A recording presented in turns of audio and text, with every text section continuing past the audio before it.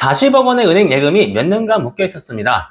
종중의 이름으로 받은 돈이었지만 정작 종중의 누구도 사용할 수 없었습니다. 오늘 소개할 사건은 종중이 그 예금을 되찾기 위해 치른 법적 절차와 공동체로 다시 서기까지의 과정을 다룬 실화 기반 사건입니다. 이 사건의 시작은 2015년 경기도의 한 종중이 보유하던 토지가 수용되면서 발생했습니다. 보상금은 약 40억 원이고 이 금액은 종중원 중 한 명인 이정훈 씨에게 위탁되었습니다. 통장 명의는 이정훈 땡땡 종중 명의로 개설됐습니다. 예금 계좌를 명의 신탁하는 것으로 이름만 개인 앞으로 되어 있고 실제 주인은 종중이 되는 것입니다. 하지만 문제는 이후의 무관심이었습니다. 종중 대표와 위탁자는 아무런 운영을 하지 않았고 예금은 수년간 방치되었으며 종중 활동이 사실상 중단됐습니다. 이 상황에서 종중 내부에서 불만이 커졌고 2019년경에 종중원 이민수 씨가 대표로 나서게 됩니다. 전 대표가 임시총회 소집 요구를 거부하자 이민수 씨는 직접 임시총회를 열고 대표를 교체하는 결의를 진행했습니다. 또한 예금을 종중이 이름으로 반환받기 위해 이정훈 씨에게 명의신탁 해지 의사를 통지하고 법적 대응을 위한 임시총회 결의도 진행했습니다. 하지만 법적으로 가장 큰 쟁점은 총회의 적법성이었습니다. 종중원은 전국에 흩어져 있었고 일부에게는 임시총회 소집 통지서가 전달되지 않았습니다. 법원은 임시총회가 정당하게 소집되었는가를 확인하고자 했고 소집 통지의 일부 미비점을 제시하면서 추가 보완이 필요하다는 의도를 내비쳤습니다. 이에 따라 종중은 다가오는 시즌날에 정기총회를 다시 열어서 기존의 결의를 추인하는 절차를 밟았습니다. 하지만 재판부는 정기총회 참석 인원이 부족했는지 선뜻 결심하기 부담스러운 듯한 눈치를 보였습니다. 종중 규약상 정기총회 인원은 제한이 없어서 법적으로는 전혀 문제가 없었지만 판결을 하는 판사는 사람이기 때문에 법의 이면을 볼 수 있어야 합니다. 저는 종중 총무에게 재판부가 선뜻 판결을 내기 부담스러운 듯 보인다고 하면서 재판부의 입장에서 볼 때 정말로 종중을 운영하려는 것인지 아니면 단지 돈이 필요한 것인지 의문이 들 수 있다라고 하였습니다. 따라서 정말 종중을 이어가려는 것이라면 다음 정기총회를 제대로 하는 것이 어떻겠냐라는 의견을 보냈습니다.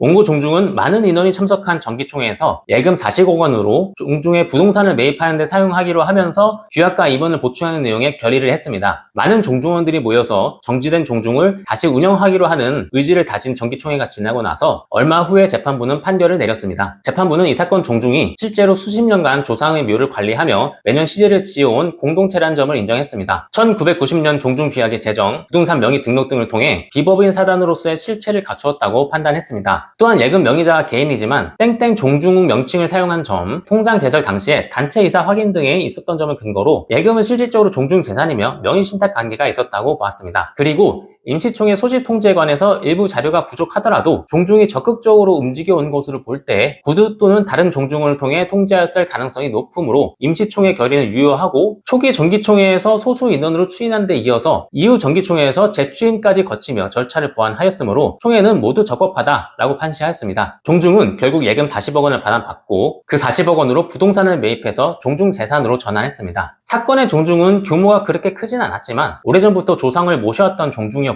1990년에 이르러서 정식으로 종중규약을 제정하고 임원을 선출했습니다. 그런데 2015년에 종중 재산이 수용되는 바람에 종중원들이 모였던 중심을 잃게 되었고 당시 종중 대표자와 임원들은 그 상황을 몇 년째 방치만 하고 있었던 것입니다. 이 사건은 종중 내에서 종중의 명맥을 이어가고자 했던 분들이 적극적으로 나서서 종중의 정체성을 회복한 사건입니다. 법은 절차를 요구했고 그리고 종중은 그 절차를 성실히 따르면서 공동체로서의 운영 의지를 증명해냈습니다. 이 사건은 단순한 예금 반환 청구가 아니라 사라질 뻔했던 종중이라는 공동체가 다시 서기 위한 과정이었습니다. 누군가에겐 낡은 제도일지 몰라도 누군가에게는 이어야 할 유산입니다. 법은 그 유산을 지키기 위한 노력을 외면하지 않았습니다. 법은 단지 서류만 본 것이 아닙니다. 진짜를 운영하려는 의지를 본 것입니다.